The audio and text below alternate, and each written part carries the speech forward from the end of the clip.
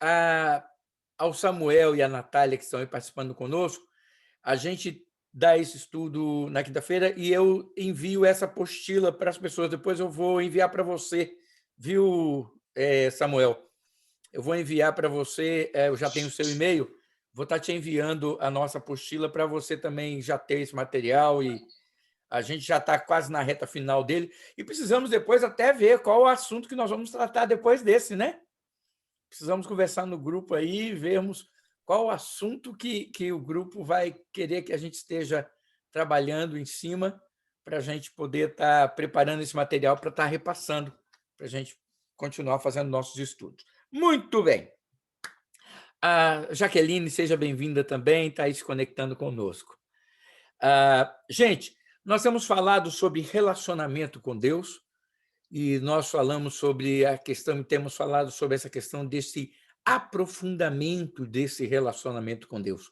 Saímos dessa superficialidade, saímos dessa vida rasa e realmente começarmos a experimentar mais do Senhor em nossas vidas. E nós começamos abordando, né, que para termos esse relacionamento mais profundo com Deus, nós precisamos ter, foi o primeiro aspecto que nós terminamos na semana passada, falamos sobre a saúde espiritual, ou seja, a totalidade do homem tem que estar envolvido neste relacionamento. Então, o homem precisa ter uma saúde espiritual. E dentro desse aspecto da saúde espiritual, nós abordamos decisões e disciplinas que devemos ter e tomar, né, durante esse período. Então, só para recapitular, nós falamos sobre a primeira decisão, que é reorganizar a nossa vida particular, a nossa vida interior, e a disciplina simplicidade. Depois, a decisão de aquietar-se e a disciplina do silêncio. Depois, a decisão de cultivar a serenidade e a disciplina da solitude ou a solidão. E, por último, terminamos na semana passada, dividimos em dois dias, né, essa questão dessa disciplina, e dessa decisão e dessa disciplina. Nós falamos sobre a decisão de confiar completamente no Senhor e a disciplina renúncia, né? E eu mesmo fui muito tocado e tratado por esse assunto. A gente sempre termina aprendendo mais e mais do Senhor, porque o Senhor ele é misericordioso e trata conosco sempre. Hoje nós queremos falar um pouco e mudando então agora o aspecto da nós acabamos de falar sobre a saúde espiritual e nós queremos falar então sobre a saúde psicoemocional e física. Por quê? Por que isso é tão importante? Irmãos, nós temos que entender que o ser humano é uma obra completa. É uma obra completa. Eu gosto muito da palavra salvação no grego. A palavra salvação no grego, ela significa cura. Cura. É por isso que muitas vezes Jesus fala para algumas pessoas, a gente lê, né, em algumas passagens, a pessoa é curada e Jesus fala: vai, a tua fé te salvou. Né? Em vez de falar a sua fé te curou, a tua fé te salvou. A palavra salvação e cura no grego, ela tem um sentido igual. Por quê? Ela significa a restauração de tudo aquilo que está com defeito. Salvação é também a cura. A salvação é cura. Salvação é cura física, cura emocional, cura espiritual, cura, né, em todos os aspectos. A salvação engloba o homem. É por isso que a salvação ela não é para uma parte nossa e outra não. Deus salva o homem na sua totalidade. Nós podemos notar uma coisa, entendam o que eu vou falar. Claro, irmãos, nós também ficamos doentes, nós também temos pandemia, pegamos Covid. O crente também enfrenta câncer, morre de enfermidade, como qualquer outro, não é isso que eu quero dizer. Mas nós podemos perceber uma coisa clara na vida daquele que serve ao Senhor. Aquele que serve ao Senhor, você já é uma tendência. A gente tende a crescer e a melhorar em todos os aspectos da nossa vida. Essa é uma tendência. Por quê? Quando a gente se converte, a gente abandona hábitos ruins. Se a gente era dado a bebedeira, se a gente era dado a vício, se a gente era dado a uma vida desregrada, isso muda, não muda? Isso traz para nós saúde e restauração física. As nossas finanças também melhoram, a nossa vida material também melhora. Porque quando a gente não serve ao Senhor, a Bíblia fala, né, que gasta o dinheiro com aquilo que não é pão, né? Gasta, é ali, é lá. E a gente tem um princípio de ordenança nas nossas vidas que mudam. Existe, irmãos, nós não podemos fugir disso. Nós sabemos que nós não barganhamos com Deus, o nosso Deus não é Deus de troca, mas existe uma promessa bíblica. Até que quando nós dizimamos, a Bíblia fala o quê? Que Deus repreende o devorador e nos abençoa. Não é verdade? Ele nem precisava fazer isso. Por quê? Porque tudo que nós temos já é Ele que nos dá, mas mesmo assim, Ele generosamente nos abençoa quando nós devolvemos a Ele 10% daquilo que Ele nos dá. Então, há promessas do Senhor nesse sentido. Então, financeiramente também a gente melhora. Espiritualmente, nem se fala. Por quê? Estávamos nós mortos nos nossos delitos e pecados, e ele nos deu vida. Né? Efésios capítulo 2. Nós estávamos mortos, afastados do Senhor, agora temos comunhão com o Senhor. O Espírito do Senhor fala conosco. Ele colocou em nós, ele nos selou com o Espírito de forma tal que, como diz lá, o nosso Espírito clama e fala com o Espírito de Deus, e Deus fala a esse Espírito, Abba, Pai. Nós podemos chamar a Deus de Pai. Então, é maravilhoso isso. Emocionalmente, é óbvio que nós também melhoramos, nós crescemos, nós nos tornamos mais estáveis. A Bíblia fala em Isaías que o homem sem Deus é como o mar agitado, que lança de si lama e lodo. Está lá. Lama e lodo. Ele é como o mar agitado. E o que lança de si é lama e lodo. Para o perverso, diz o Senhor, não há paz. Está nos profetas. Para o perverso, diz o Senhor, não há paz. Mas aí Jesus vem e fala o quê? Deixo-vos a paz, a minha paz vos dou. Não vos la dou como o mundo a dar. Não se turbe o vosso coração. Não é maravilhoso isso? Então, nós entendemos que o homem, quando ele é alcançado por Cristo, essa salvação não é só uma salvação espiritual. Ela é uma salvação que engloba todo o nosso ser. Tudo o que nós somos e quem nós somos está envolvido nessa salvação. Eis a necessidade, e é por isso que nós temos que entender que se eu não estiver bem emocionalmente, né, se eu não estiver bem psicologicamente, se eu não estiver bem fisicamente, o meu relacionamento com Deus também vai ser afetado. Isso, irmãos, sem dúvida. Isso sem dúvida. E é por isso que nós temos falado aqui sobre disciplinas e decisões de como aprofundarmos o nosso relacionamento com Deus. Nós não podemos nos furtar em tratar sobre a necessidade de cuidarmos da nossa mente. Isso baseados na palavra. Cuidarmos também do nosso corpo físico. Isso também é importante para nós. Olha só, Paulo escrevendo a Timóteo, no capítulo 4, versículo 1, em 1 Timóteo, ele diz assim: tem cuidado de ti mesmo e da doutrina. Continua nestes deveres, porque assim salvarás tanto a ti mesmo como aos teus ouvintes. Sabe, nós não podemos ajudar outras pessoas se nós não estivermos bem. Vocês concordam com isso? É impossível, irmãos. É como diz o outro, o doente tem que sarar a si mesmo, ou seja, né?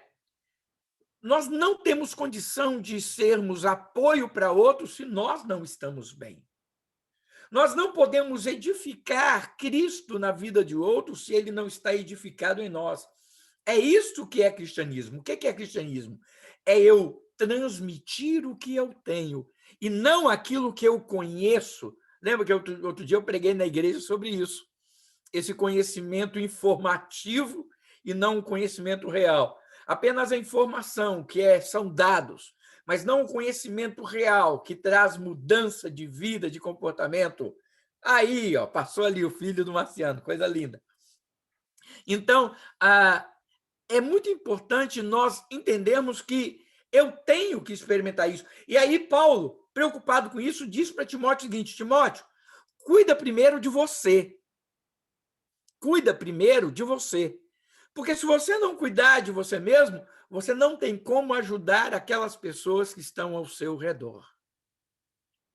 Sabe, nesse aspecto, entendam, não é uma questão egoísta, né? Porque tem que pensar em nós mesmos, aí eu tenho que pensar em mim mesmo. Sim, nesse sentido, você tem que pensar em primeiro estar bem, porque se você não estiver bem, o que você vai dar para os outros? O que você vai dar para as outras pessoas que estão ao seu redor? E, amados, e nós temos que ser sinceros, nós vivemos num mundo onde as transformações, elas acontecem assim, né? Muito rapidamente. E nós somos cobrados, não somos? Nós somos cobrados de muitas maneiras. Nós somos cobrados no trabalho, nós somos cobrados na família, maridos são cobrados pelas esposas. Eu sei que não é o nosso caso aqui, que as nossas esposas são boazinhas, né? Então elas não cobram. Olha, umas já começaram a rir, outras já olharam assim do tipo inocente, não sabe o que fala. E é mais ou menos assim. Mas, irmãos, nós somos cobrados o tempo inteiro. E essa carga de cobrança, ela vem também sobre nós espiritualmente. Já percebeu que as pessoas que convivem conosco e quando descobrem que nós somos crentes, elas começam a nos vigiar e a cobrar? Já viram aquela coisa de tipo, alguém chega, por exemplo, você é crente, tem outro crente no ambiente, né? Você é um cristão, tem outro cristão, tem um crente. Eu gosto da palavra crente, vocês sabem disso, né? Você é crente, tem outro crente no mesmo ambiente, aí de repente acontece alguma coisa, aí chega aquele que não é nada, que sabe? Alguém chama de banda voou. Ele vira e fala: você viu, fulano? Fez isso. E é crente. Não, não é assim, né? As pessoas, você está falando assim, mas você não é crente? Ou seja, eles sabem tudo que um crente tem que fazer, só não fazem. Eles sabem tudo como deve ser o crente, mas eles mesmos não estão nem aí e não fazem. Mas é uma cobrança, amados, muito grande. E querendo ou não, essas coisas nos atingem. Essas coisas nos atingem.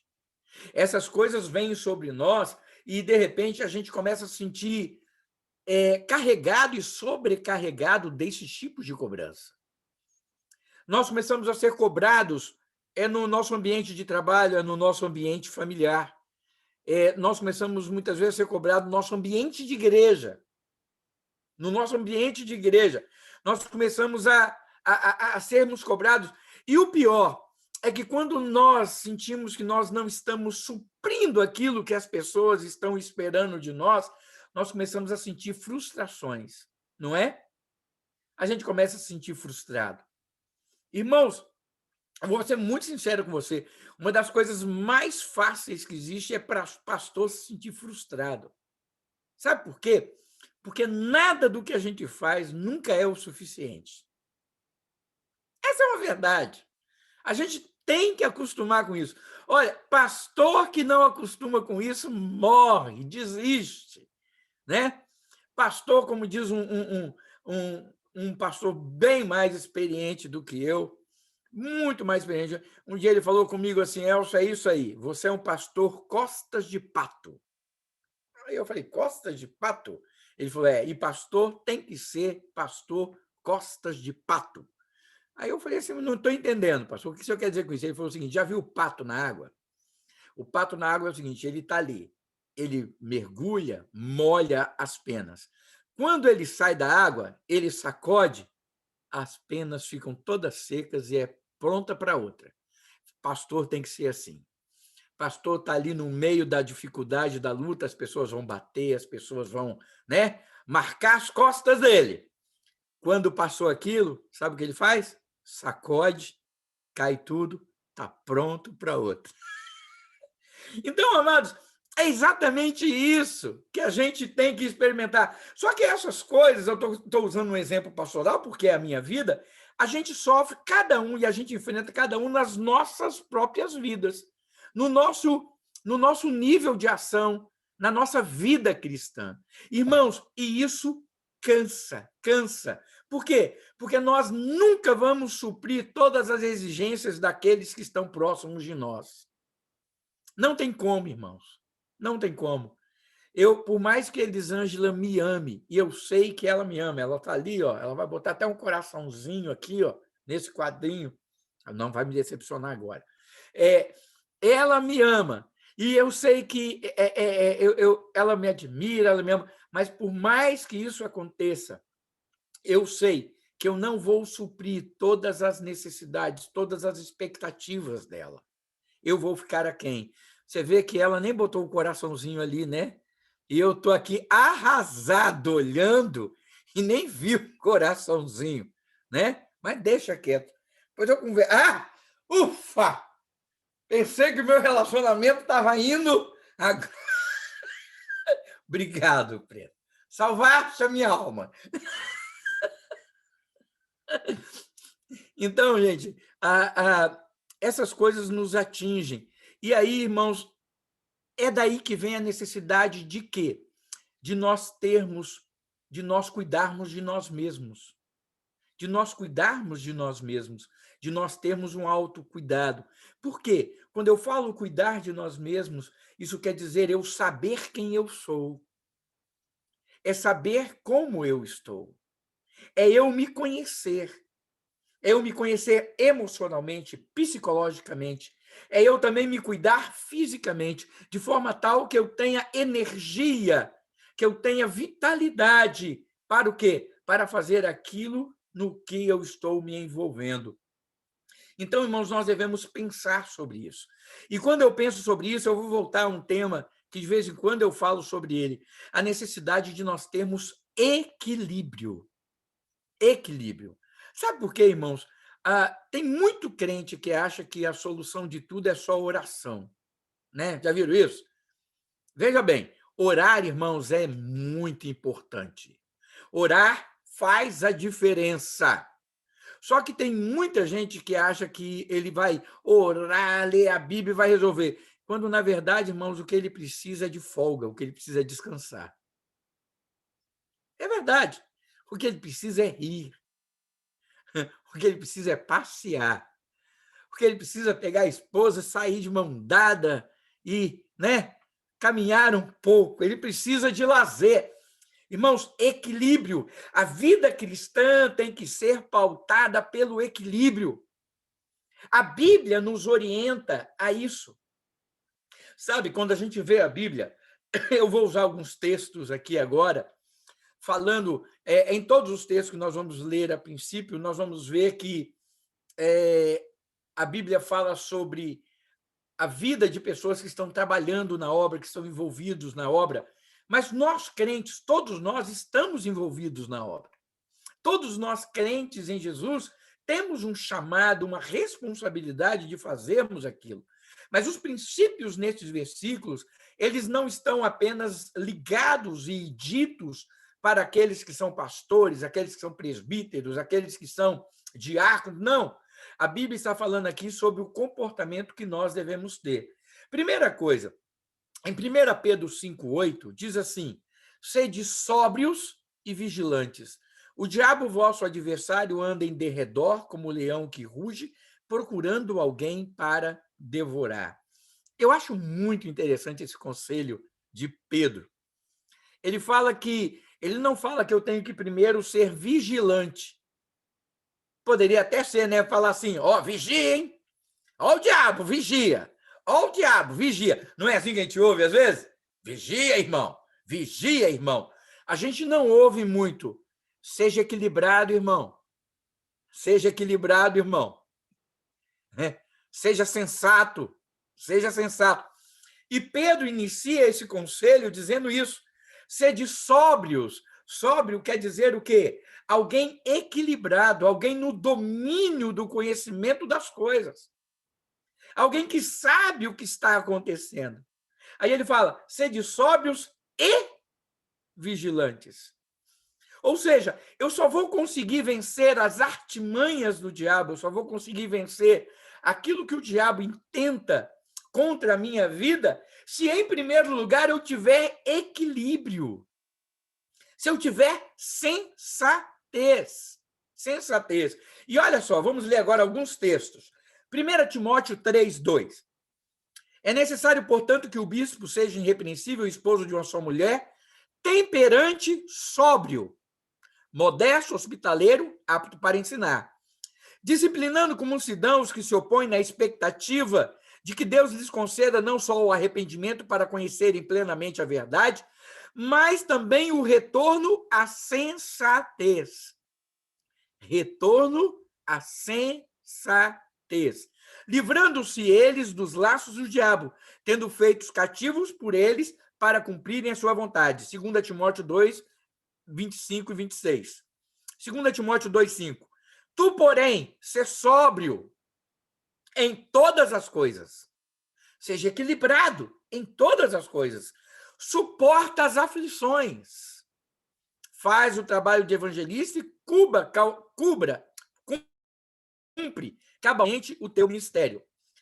Antes, hospitaleiro, amigo do bem, sóbrio, justo, piedoso, que tenha domínio de si. Tito 1:8 fala isso. Olha o que diz Tito também, capítulo 2, versículos 2, 5 e 12. Quanto aos homens idosos, que sejam temperantes. Eu acho interessante, né? Conselho para as pessoas que são mais idosas. Hoje parece que as pessoas vão ficando mais velhas e vão perdendo o senso, né? Já notaram isso? Enquanto a Bíblia diz assim, olha só. Quanto aos homens idosos, Elcio, estou ficando idoso cada vez mais, a Bíblia diz que sejam temperantes, respeitáveis, sensatos, sadios na fé, no amor e na constância. E na constância. Aí fala sobre as mulheres. A serem sensatas, honestas, boas donas de casas, bondosas, sujeitas aos maridos. Olha que palavra maravilhosa. Para que a palavra de Deus não seja difamada, aqui falando das mulheres, educando-nos para que, renegadas as impiedades e as paixões mundanas, vivamos no presente século sensata, justa e piedosamente.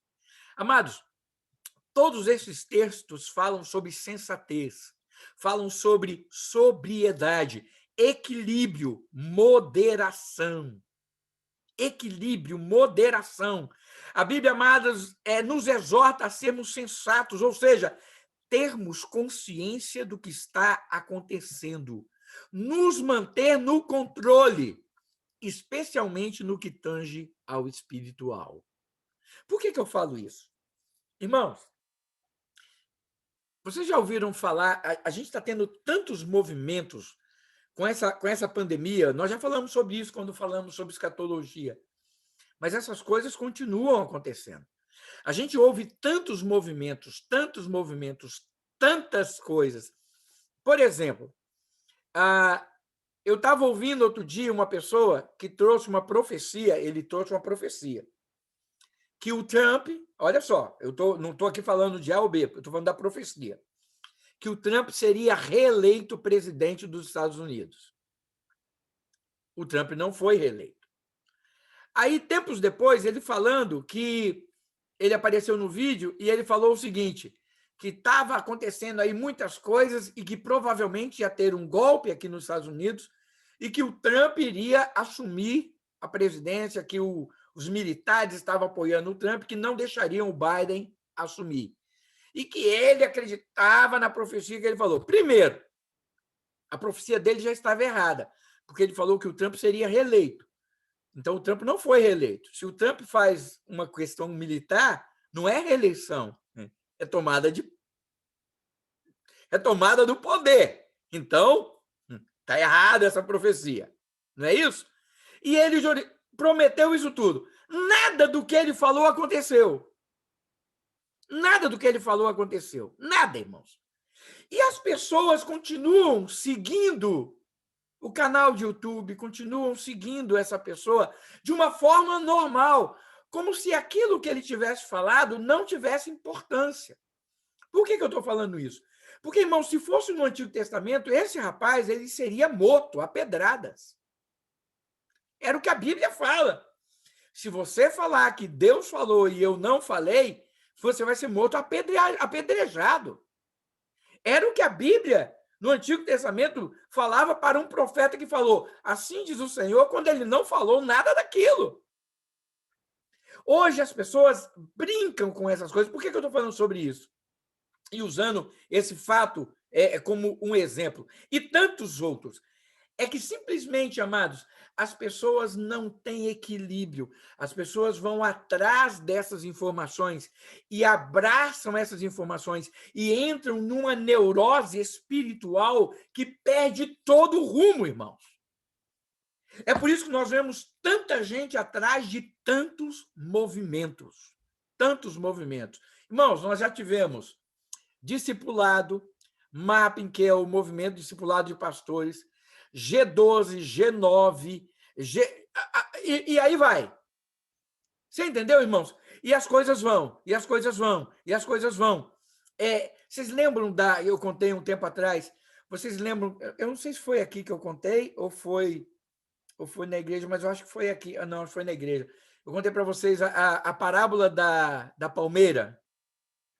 A parábola da palmeira. Foi na igreja, né? Eu contei a parábola da palmeira, foi na igreja. Isso, foi no sermão. É porque a gente fica aqui, lá e aqui, lá, e eu confundindo onde é que eu falei. Foi no domingo. Foi. Eu contei a parábola da palmeira. A parábola da palmeira é o seguinte, eu vou contar aqui para vocês.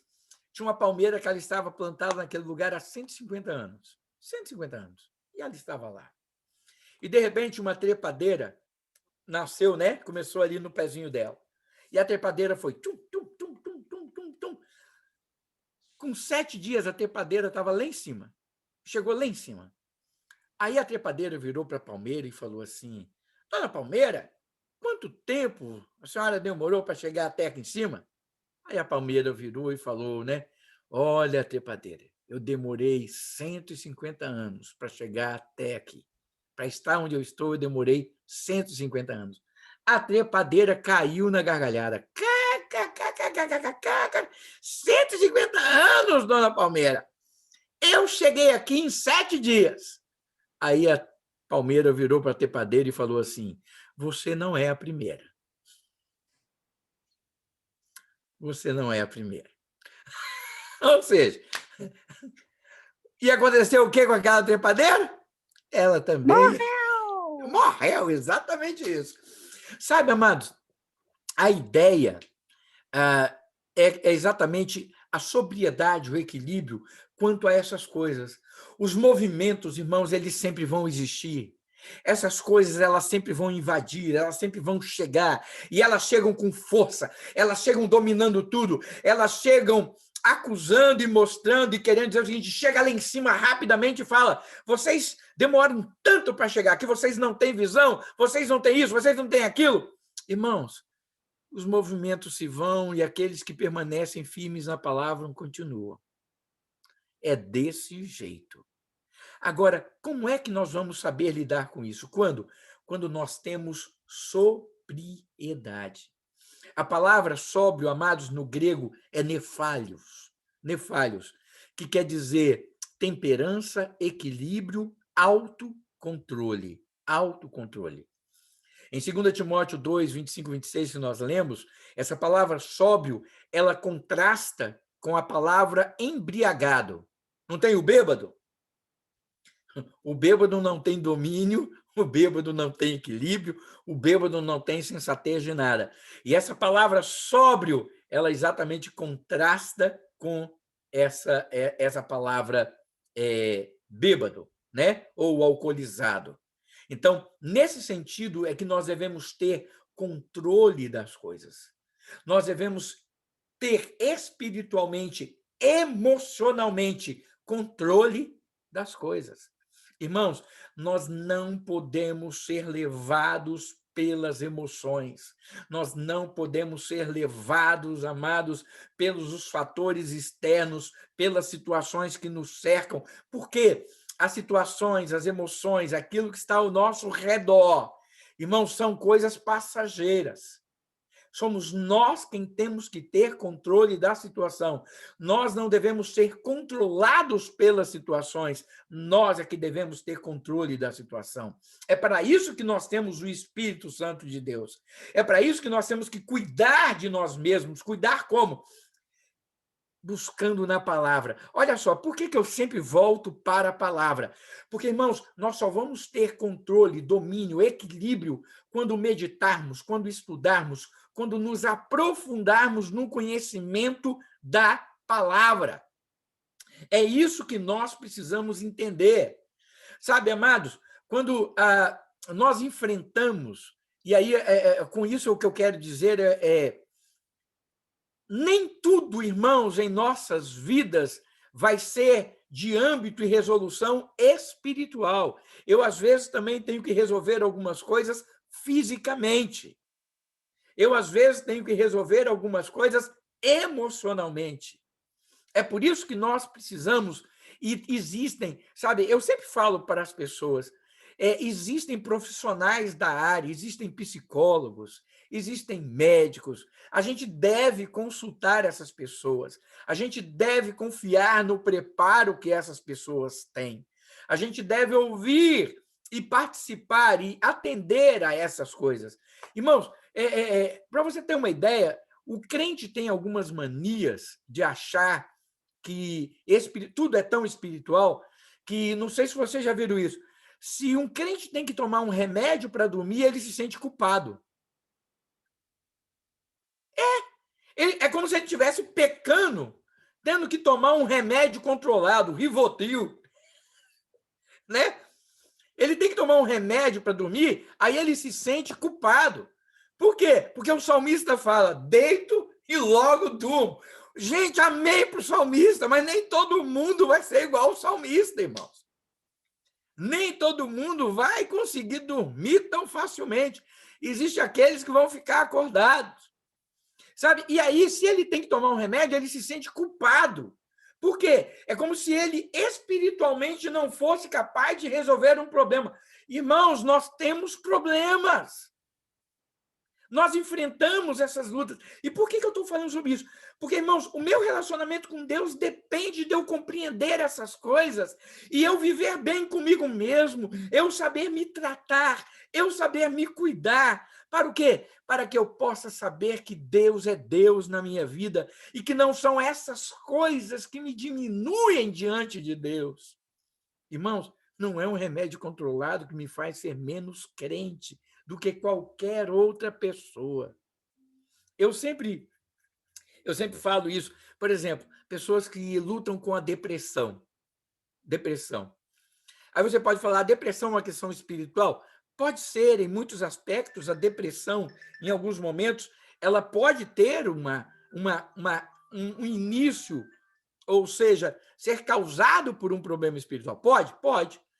Mas ela também é emocional, ela é psicológica, ela é uma doença também. É por isso que nós precisamos ter discernimento de espírito para saber se o que aquela pessoa está enfrentando é uma culpa em consequência de um pecado, de algo que ela precisa externar, perdoar, colocar para fora, né? Ela carrega, às vezes, tanta culpa dentro de si, ela carrega rancor, mágoa, que machuca o coração e traz esse pesar e ela carrega isso tudo. Pode ser? Pode. Isso pode causar e levar a uma depressão? Claro que pode. Mas a depressão também é uma doença, é uma enfermidade. Aí a pessoa vai tomar um remédio e a pessoa fala assim, ai, pastor. Não, eu estou falando isso como pastor, que isso no gabinete é direto. Ah, pastor, eu não quero ficar tomando remédio para depressão, não, porque eu sou crente, porque... Aí eu falo gozado. Eu sou pastor, sou crente, mas eu tomo remédio para asma alérgica desde os 9 anos de idade. Aqui o que eu tenho. A minha bombinha aqui. Ó, aí eu falo, e eu tomo meu remédio. Então eu sou menos crente que todo mundo porque eu tomo meu remédio? O senhor não teve fé, pastor. Hã? O senhor não tem fé. Aí, ó, tá vendo aí? A outra já disse ali, ó. Irmãos, aí eu falo para ele, querido, você tem uma enfermidade, eu tenho outra. Eu tomo um medicamento para mim, você toma um medicamento para a sua. Agora se cuide. Se cuide. Esteja bem consigo mesmo. Nós nos culpamos tanto, irmãos. Nós nos culpamos tanto por tantas coisas. Até por essas necessidades físicas, nós nos culpamos. E aí nós deixamos de viver aquilo que deveríamos viver para estarmos bem e aprofundarmos o nosso relacionamento com Deus. Sabe, quando nós nos aceitamos em nossas limitações, naquilo que nós temos, isso faz a diferença. Eu lembro muito, muito da história de um pastor. Esse pastor que falou sobre costas de pato comigo.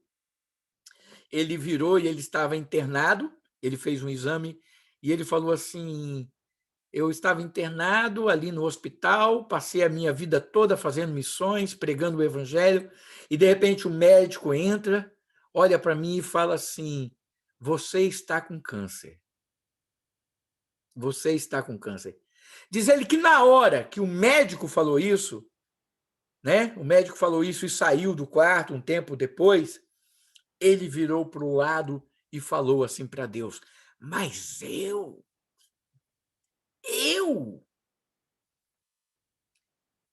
com câncer? Como pode? Tipo, né? Bateu aquele sentimento do tipo, poxa vida, Senhor, como pode o Senhor permitir uma coisa dessa? Aí ele falou que esse sentimento demorou nele pelo menos 3 minutos. Demorou 3 minutos, porque o Espírito Santo de Deus veio sobre ele e mostrou quem ele era. E mostrou quem ele era. E aí ele virou e falou assim: não, Senhor, graças a Deus, sou eu. Graças a Deus, Senhor, obrigado. Obrigado por isso, eu sei que o Senhor vai estar comigo. E se o Senhor estiver comigo, eu posso vencer essa doença. E ele sentiu-se renovado. Por que eu estou falando isso?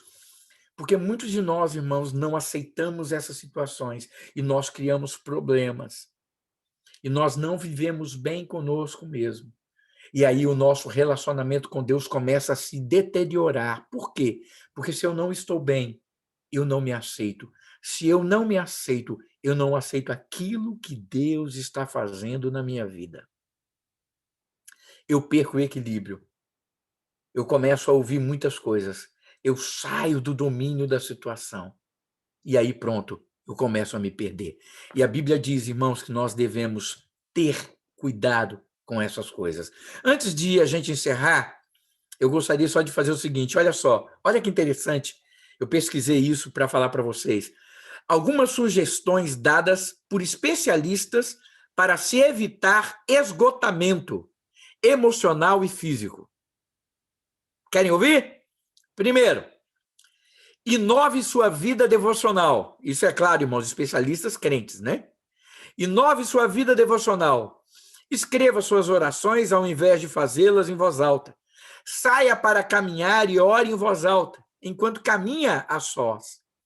Procure um companheiro de oração com quem possa também compartilhar abertamente.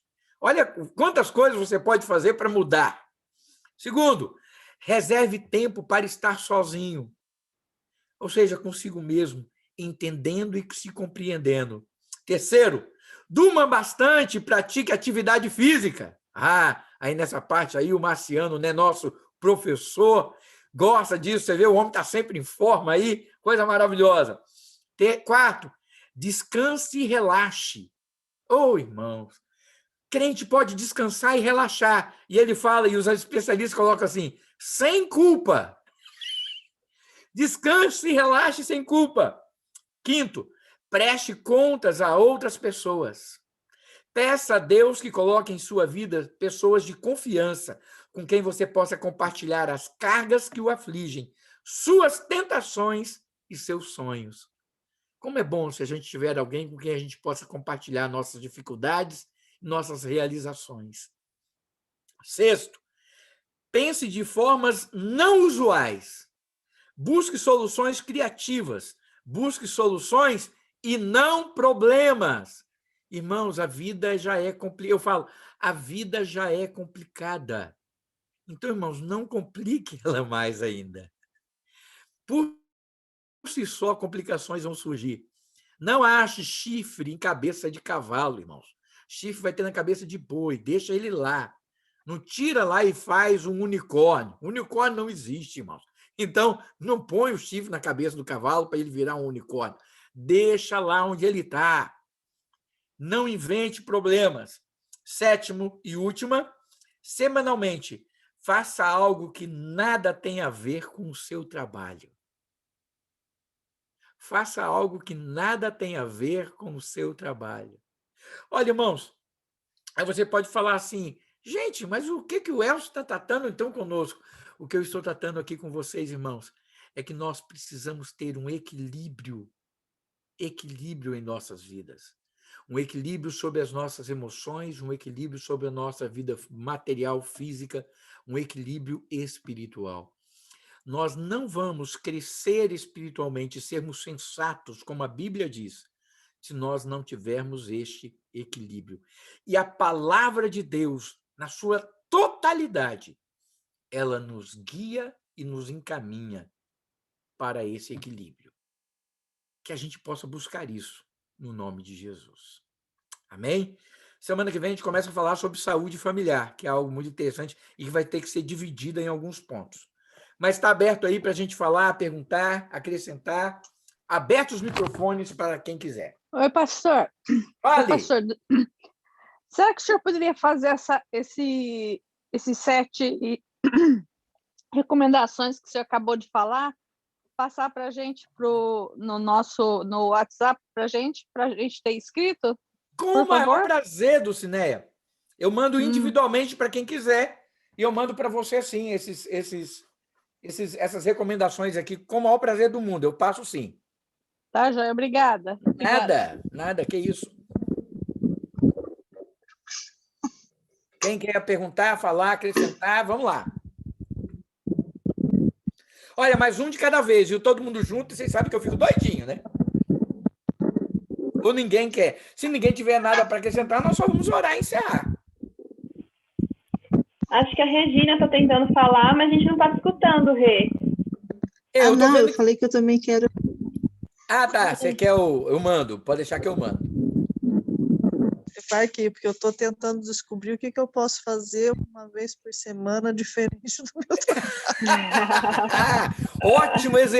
Ótimo exercício, viu? Pensar o que pode fazer diferente, né? Alguma coisa fora do seu trabalho. Irmãos, isso enriquece a gente. E olha que interessante, a gente pensar nessas coisas, aí você pode falar, vocês acham que isso não é espiritual? É totalmente espiritual, sabe por quê, irmãos? Porque eu nunca vou dividir, eu nunca vou dividir o Elcio espiritual, o Elcio não é espiritual. Nós somos crentes, irmãos.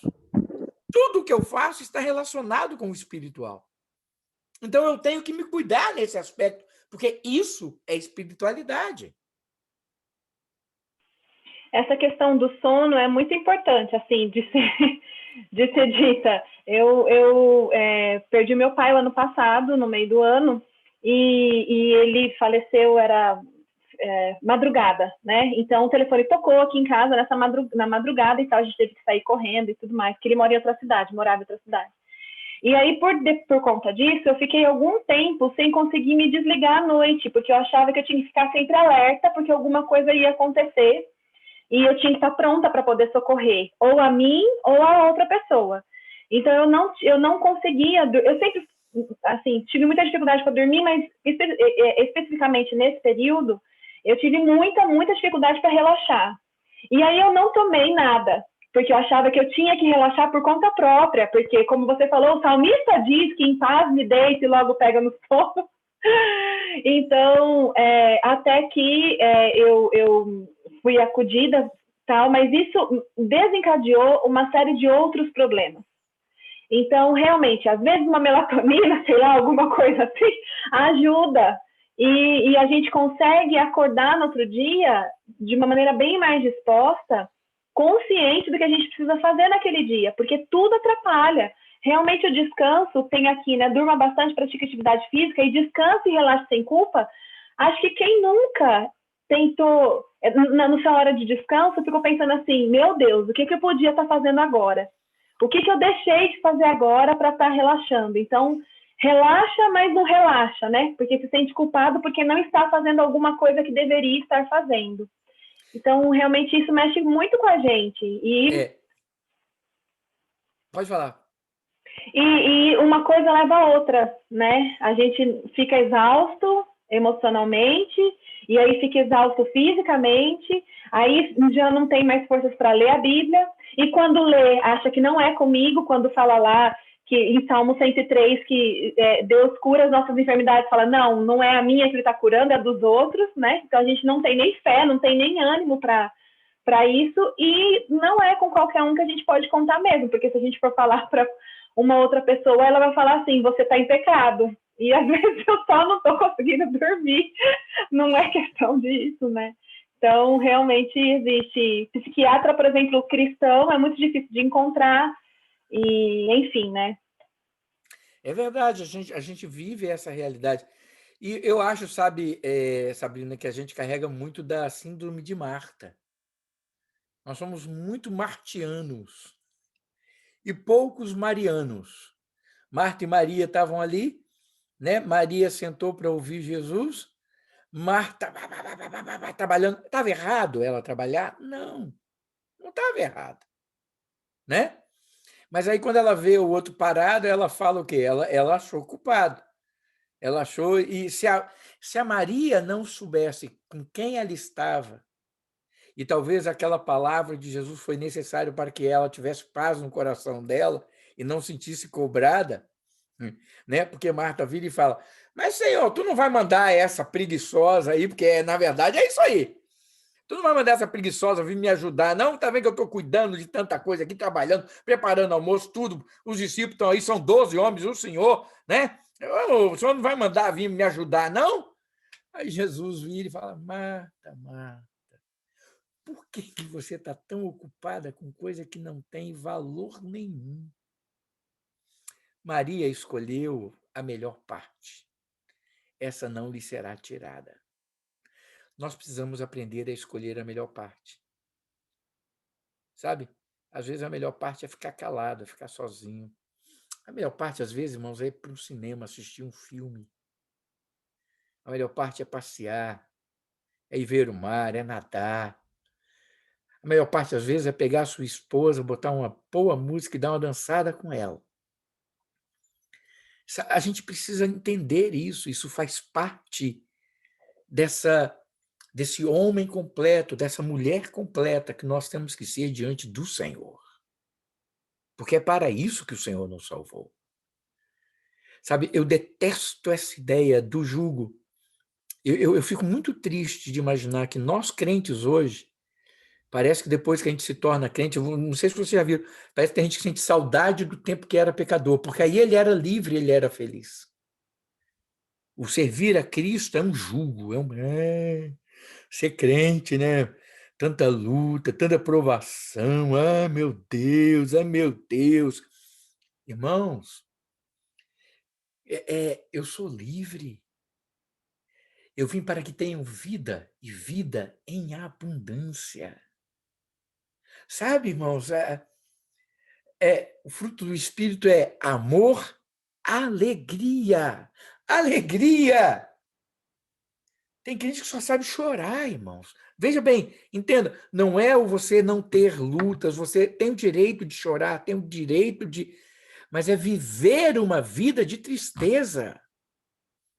Irmãos, nós precisamos desse autoconhecimento, experimentarmos isso na nossa vida material e física. Jesus Cristo, irmãos, não veio só para mim. Não, fisicamente você sabe, é duro ser crente, a gente nunca consegue ser feliz, não. Mas no Senhor eu estou alegre, no Senhor. É como eu só sou feliz espiritualmente. Pode não, irmãos. A Bíblia fala que o sorriso faz o quê? traz formosura ao rosto. Você acha que eu sou tão bonito assim? Por quê? Aí, alguns já vão até sair de cena, né? Vão apagar aqui para poder. Eu sei como é que é. Irmãos, a alegria do Senhor é o quê? Está na Bíblia. É a nossa força. Puxa vida, irmãos. Nós precisamos experimentar isso em nós. Amém? Alguém mais quer falar alguma coisa? Se não tiver, nós vamos orar, encerrando o nosso estudo de hoje.